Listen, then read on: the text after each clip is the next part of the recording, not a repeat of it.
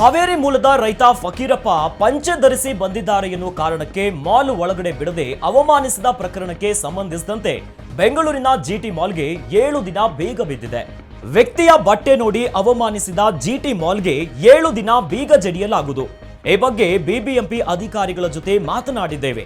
ಕಾನೂನಿನಲ್ಲಿ ಶಿಕ್ಷೆಗೆ ಅವಕಾಶ ಇರೋದ್ರಿಂದ ಜಿಟಿ ಮಾಲ್ ವಿರುದ್ಧ ಕ್ರಮಕ್ಕೆ ಮುಂದಾಗಿದ್ದೇವೆ ಎಂದು ನಗರಾಭಿವೃದ್ಧಿ ಸಚಿವ ಬೈರತಿ ಸುರೇಶ್ ಹೇಳಿದ್ದಾರೆ. ದೇವೇಗೌಡರು ಸಿದ್ದರಾಮಯ್ಯ ಅವರು ಪಂಚೆ ಉಡ್ತಾರೆ, ಅವರು ಕ್ಲಬ್ಗಳಿಗೆ ಏನಾದರೂ ಹೋದ್ರೆ ಬಿಡ್ತಾರೆ, ಆದ್ರೆ ಬೇರೆಯವರಿಗೆ ಆ ರೀತಿ ರೂಲ್ಸ್ ಇಲ್ವಾ ಎಂದು ಬೈರತಿ ಸುರೇಶ್ ಪ್ರಶ್ನಿಸಿದರು. ರೈತ ಸಮುದಾಯದ ಸಂಪ್ರದಾಯಕ್ಕೆ ಮಾಡಿದ ಅವಮಾನವಾಗಿದೆ. ಇಂಥ ಘಟನೆಗಳನ್ನ ಸರ್ಕಾರ ಸಹಿಸುವುದಿಲ್ಲ ಎಂದರು.